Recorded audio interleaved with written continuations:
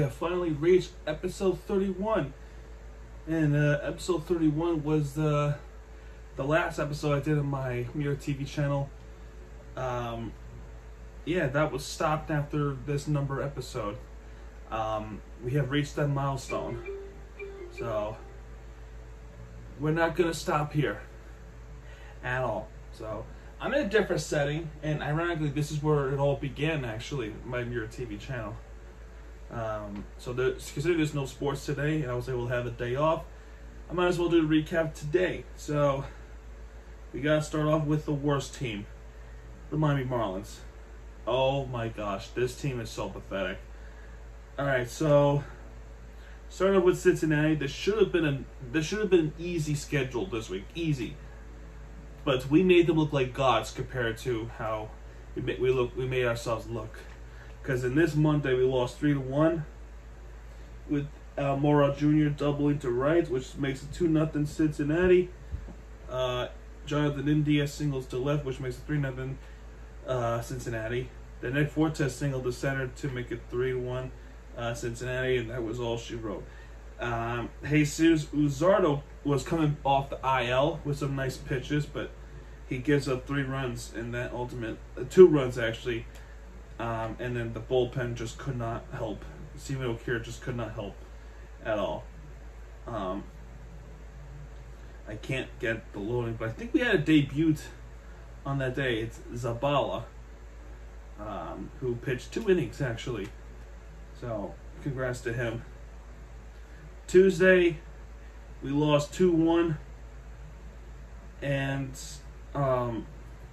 the first inning was really the game ender, because in this one, Aquino singled to right, which allows Farmer to score, and we had all those chances, a lot of chances. We had more hits than them. The problem with this game is the batters absolutely lost this one. We had plenty of chances where we could have gone to scoring opportunities, but here's the problem. Graham Ushcraft was the problem. He was pitching like a monster. He pitched great compared to how he pitched against us on the Thursday off a couple weeks ago. He pitched 1.1 innings and the closer given to Diaz. Meanwhile, Braxton Garrett could not pitch at all. Even with some chances where the runners were scoring position. It was pathetic. This offense could not hit. They could not get some scorings in. It is an absolutely frustrating game. But we got our revenge on Wednesday. We won 3-0. Jesus Aguilar home runs, and Kerry Cooper doubled at left center. No runs were given by the one and only Sandy Alcantara, who pitched 9 innings. So the bullpen had a night off, and we had 3 strikeouts. Nearly a great game. It's a good game, not nearly as great. Alcantara was phenomenal. We had ourselves a day off Thursday, and on the weekend we had Chicago. We should have won this game on Friday. I'm telling you, we should have won this game on Friday. Edward Cabrera pitched perfectly. He pitched great. He hasn't allowed a no-hitter until the 6th inning, which was unfortunate. The bullpen did try, but Edward Cabrera come in to start the game after coming off a 60-day IL. He pitched really, really good. Really, really good. He's going to be a future star for the Miami Marlins. Joey Wendell singled to right. And then this is where the frustrating continues. The bullpen. And this time, it was Dylan Floro's fault. He gave up 2-run home run at the bottom of the 8th inning. And that's how we lost the game. We were winning the game, and then we lost it. Just like that. The bullpen was just unbelievable. Dylan Floro is terrible. He lost the game for us. And it was Willis Contreras with a 2-run home run on the bottom of the 8th. It was a curse all around. So And then we were on national television when we did have a run, and it was taken away by a replay. Pathetic. Pablo Lopez was having one of his worst game on national television. We were getting embarrassed by the Chicago Cubs.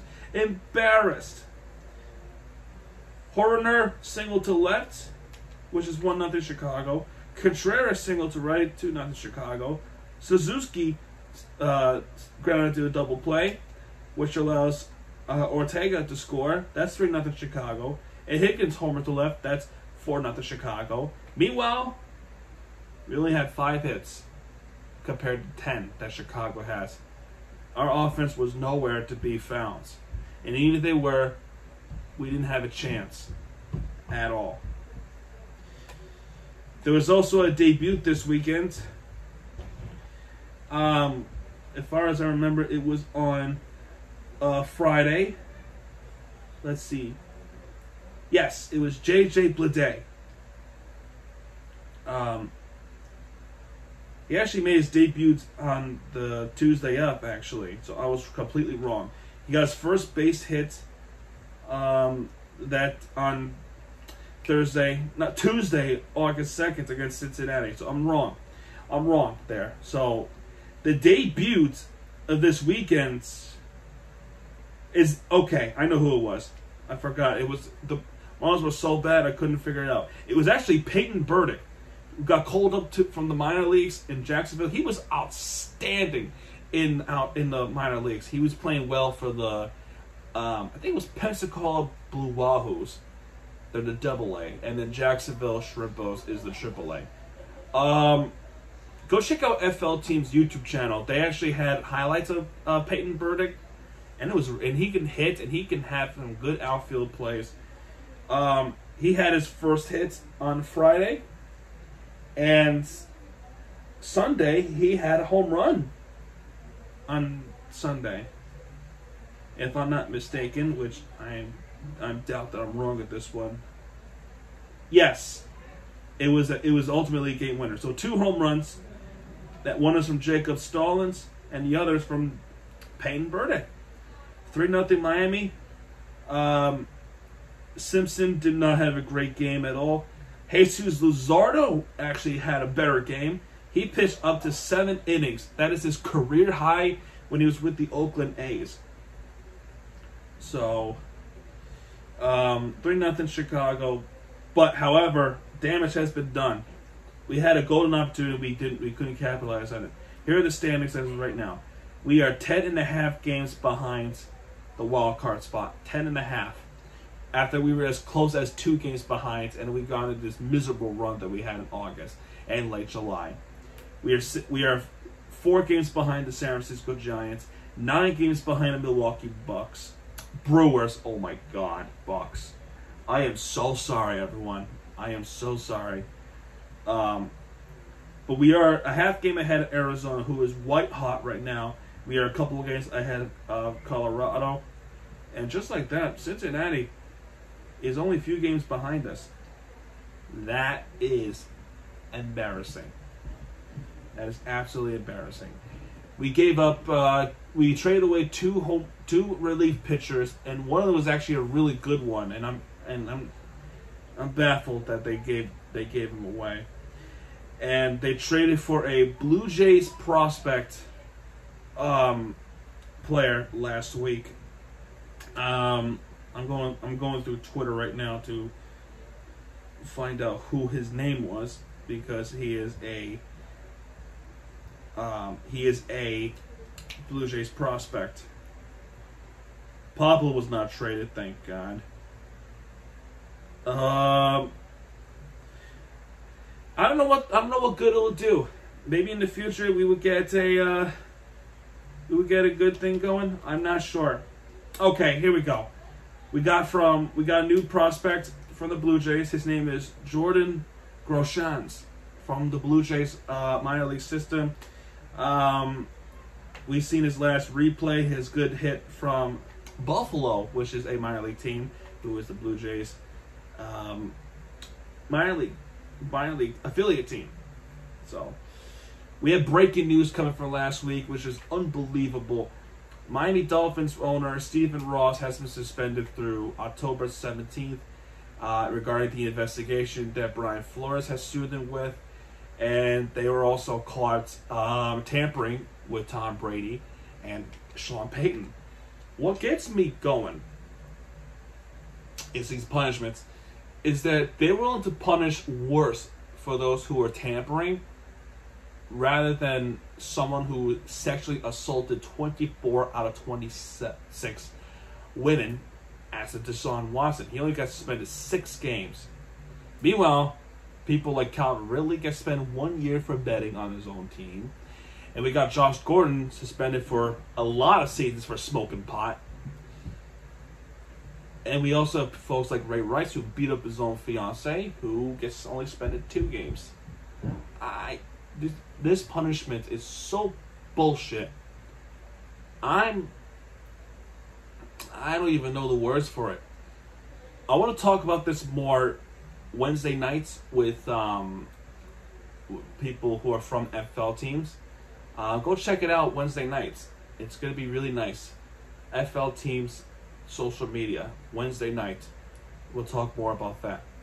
But speaking of the Miami Dolphins, they have some not replay, but we have some video that Tua could throw deep accurately to Tyreek Hill, and one of them was a 65-yarder. They're making great plays in training. The question is, can they continue on to the regular season? Football's back, folks. We got the preseason game this Saturday against the Tampa Bay Buccaneers in Tampa, Florida. Nothing really happens to us except for the roster moves. But yeah, that's really it.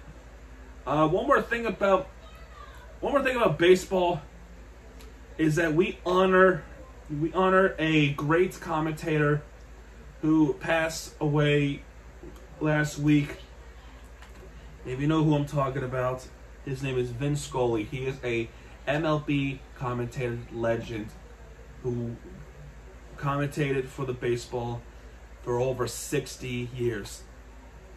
He was in his 20s when he started, and then he retired around the age of 86, I think, if I'm not mistaken.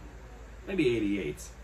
But there was a game that happened that Vince Scully was involved. He was calling the first ever Marlins game in history in 1993, and it was actually the first win in Marlins franchise history, and that happened at the Orange Bowl at Hard Rock Stadium. Now we won the game 6-3. First ever game was against the Los Angeles Dodgers, and we won that game, and Vince Scully was calling that game, and that happened in Miami, Florida. May he rest in peace, Vince Scully. And we also have another player for basketball. Bill Russell also passed away last week. May he also rest in peace, as he did revolutionize basketball in the 60s with the Boston Celtics. One of the greatest NBA players in even any lifetime, especially my father's lifetime, and my uncles and my grandfathers. They know a lot of stories of Bill Russell. He can play basketball, and he was phenomenal. May he also rest in peace. Speaking of basketball, we could see this Kevin Durant trade happen, and it could be as late around September-ish. As far as the scheduling, no, there's no NBA schedule quite yet, and I'm anxiously waiting for it because I do want to attend some games in the future. Next is Miami FC, and I was contemplating if I should put them as winner of the week, but Inter Miami's thing was much better, but it was close. I had a hard time choosing, and it was close. Miami FC put up a very impressive performance, and it was actually in Albuquerque, which is New Mexico. I think it's New Mexico's capital, if I'm not mistaken, Albuquerque. Albuquerque, right in the middle of the state, New Mexico. They were actually in 4th place in the West. 4th place. And we are in 7th as of right now. And we won 3-0 on the road. Such a monster win. I'll say it again. This was a monster win. As much as New Mexico was a better team with shots and possession-wise, they capitalized on shots on goals were monstrosities for Miami FC. And 2 of those goals happened from Kyle Murphy, a big signing for Miami FC. He scored 2 goals. 2. In the 45th minute plus stoppage time. So 48th minute in stoppage. And another one, 49th minute at the second half for Kyle Murphy. And those 2 were bangers. And then in the 79th minute, the game is all set and matched with Romeo Parks in the 79th minute to put the game away. 3-0 Miami FC on the road. New Mexico United with 63% possession compared to Miami FC with only 37%. 21 shots, 2 shots on goal for New Mexico United. 21 shots compared to 9 that Miami FC has with 4 shots on goal. That's a really big number for a disappointing ending for New Mexico United, and I feel for them. I feel for them to say the least. Up next, we got Tulsa on Wednesday at 7 o'clock, and I'll probably be able to watch it as well. Tulsa is FC Tulsa is actually right behind us with 25 points. So this might be a good battle. This might be a pretty good battle to watch. So interesting to see. Playoff hopes is not done yet. I can't say the same for the Miami Marlins, but there's still a shot for Inter Miami, and this is your winner of the week. We were on the road all this week, all of last week. The game started at 10:30 local time against San Jose Earthquakes at PayPal Park, I think. We had a good lineup, and the lineup was quickly depleted from injuries.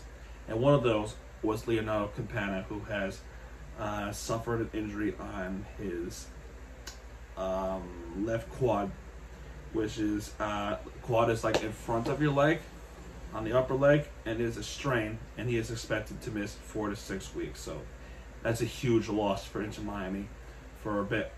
But we still got Gonzalo Higuain because last week he had a hat trick. And we had some great goal moments from Drake Callender, who makes some big saves. Big saves at all this week. And he was able to win MLS Player of the Week today. So it's kind of a good thing I waited till today to talk about this. But in this game, San Jose, nothing.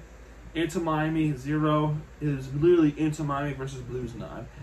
The only goal of the game was Jane Mota, number 7. That is the only goal of the game, and that happened early in the 12th minute. So that is really it to say.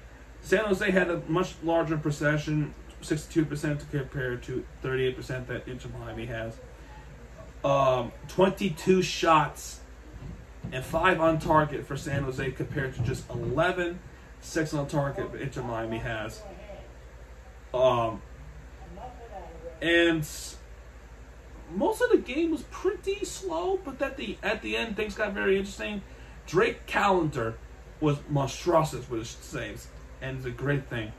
And along with that, going all the way from California all the way to the east side of Canada on a short rest and a short travel day, we have CF Montreal, who was in 3rd in the Eastern Conference.